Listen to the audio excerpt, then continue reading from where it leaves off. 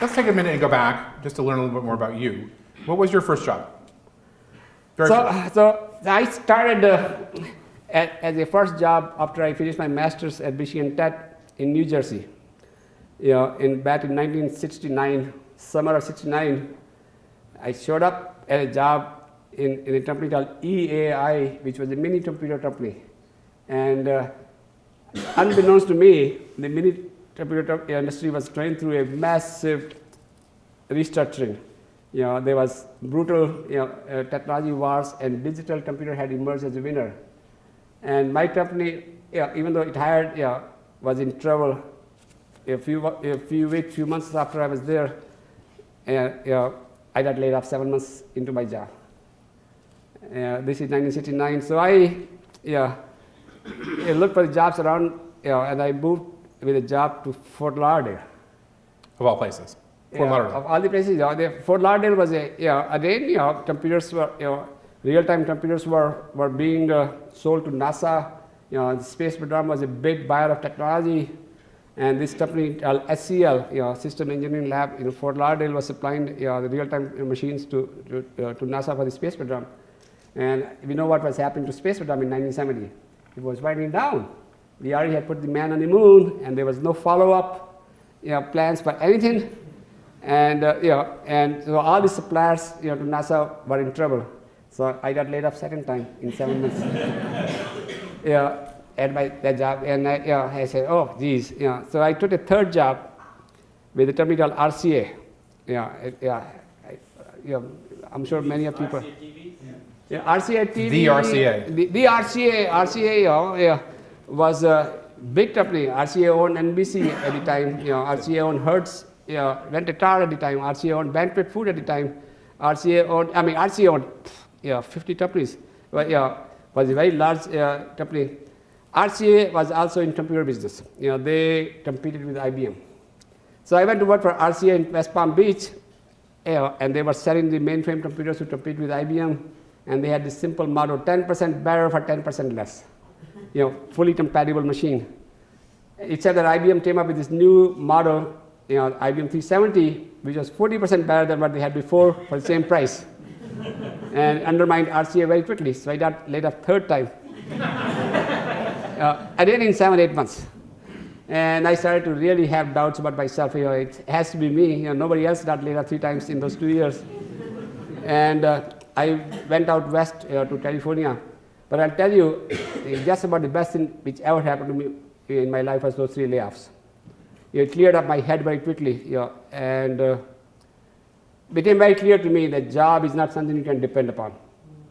When you have a job, you have put your destiny in somebody else's hand. And and you don't expect companies to keep you around when they don't need you, or when they're in trouble. Companies have their own survival instincts, right? So I also realized very quickly that as an engineer, I was looking for type of work I was trying to do rather than looking at the company's health. Are they successful in the marketplace? Are they competitive? Are their customers happy? I became very aware that as a prospective employee, I have to look at the other side of the business. So I became very, very clear about what's going to happen. And I also told myself that nobody will ever lay me off again in my life. And I prepared myself to for that one. Yeah. Well, I think it also says something about the nature of failure, and this is a common theme for any entrepreneur who goes through this, has to struggle with the personal, emotional side of what does this mean to my sort of just passion for what I do. Talk about that, and as a lot of entrepreneurs as we build an ecosystem here, a lot of folks are dealing with that issue of failing and getting back up. What did it mean for you? Well, so life goes on. Life goes on, you can be mad as hell for a day or two, but bills are due. The mortgage needs to be paid. You need to buy groceries. Life goes on. So you can't be stewing for too long. You gotta get back in the day. So what I told myself was nobody's ever gonna lay me off. So my first line of defense was I will always have my resume ready. I always will continually interview, and I will always have a job in my hip pocket. And so I am always prepared. And I did that for several years. I was always interviewing. I always had a job. And that also gave me a very broad understanding of what's happening in the industry. Because I went for interview to Minneapolis, to Chicago, to Cedar Rapids, to Austin, while living in California.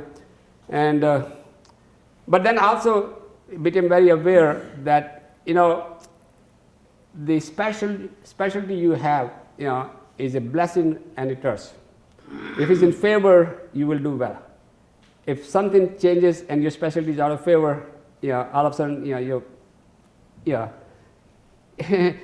not going to do well in the marketplace. So I got to broaden my base, and I became very aware that I was a hardware guy, and hardware industry was starting to look a little shaky because stuff was moving into software. So I had to start going back to Stanford and Santa Clara University and take courses in software. Then I realized I'm still in technology. I got to broaden my base. I went back to do courses in business and law schools. By late 70s, I had become a very broad person. And now I'm saying, I don't think anybody's going to touch me. By that time, I had become a very successful engineer also. I had several patents to my name, and I had gone through the ranks and become a very senior technology person. And so, so I prepared myself, but the end result of all this was I was unhappy being an engineer. Unhappy being an engineer? Yeah. Yes.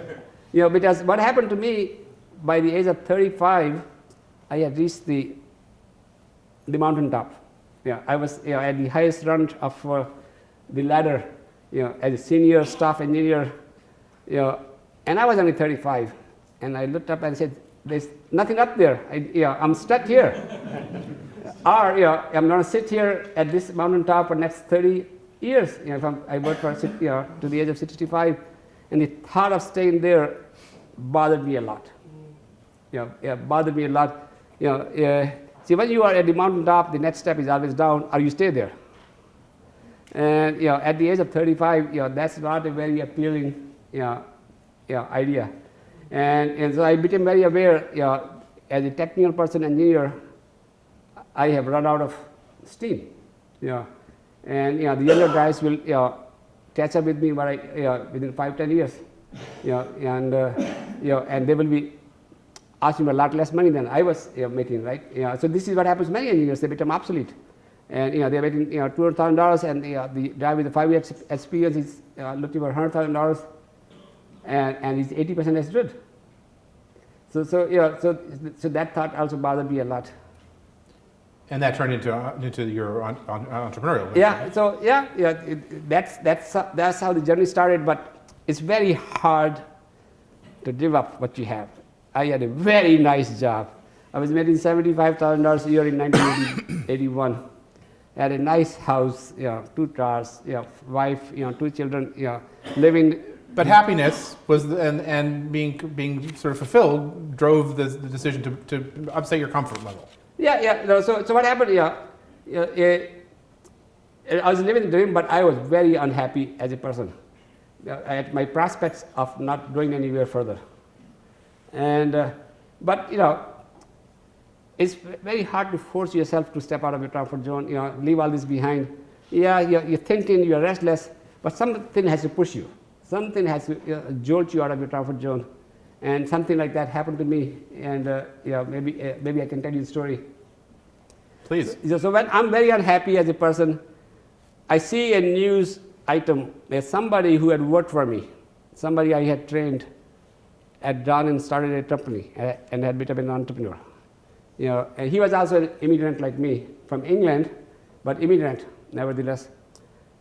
And he started to build Altos computers.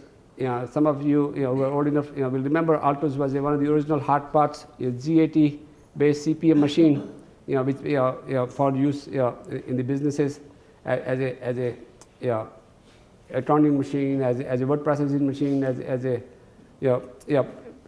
general purpose business computer. David Jackson, the founder, was somebody I knew well who had worked for me for a couple of years. and he had left his job and done and become an entrepreneur. And here it hit me that if David can do it, why not me? Why am I unhappy at this job? Why don't I do something about it? Why don't I try my hand at entrepreneurship? There was no tie or anything like that to talk to. But the very notion that David was doing it was so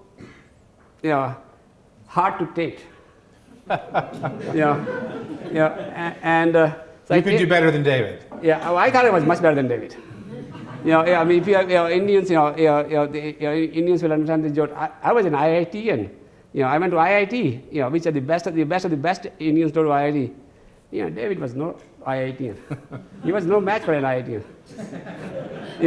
So all of a sudden, I had this basic things to answer. Why not me? Why not me? So I told my wife, hey, I want to leave my job. I want to try my hand at entrepreneurship. She got very scared and very upset. We are very well set. We have a nice house. We have children. We have mortgage. What's the matter with you? You're such a stable, nice person, and all of you talk, making no sense. You're giving up this job and salary that that we need and depend upon. And she was sort of not able to understand my personal frustrations. But eventually she saw I was very unhappy. And she said, well, I will suffer with you without a salary, but make sure our kids don't suffer. I had this daughter 6-year-old and a son 3-year-old. We need to make sure that they don't suffer. I said, yeah, I'll make sure they don't. If it comes to that, I'll go back and take a job. And in one of the angry moments, she asked me, am I making you unhappy? And I said, no, it has nothing to do with you, dear. It's that guy, David Jackson. He has made my life miserable. And so I was totally pushed out of my comfort zone. I could not stand the thought of him being an entrepreneur and me not being a lifer.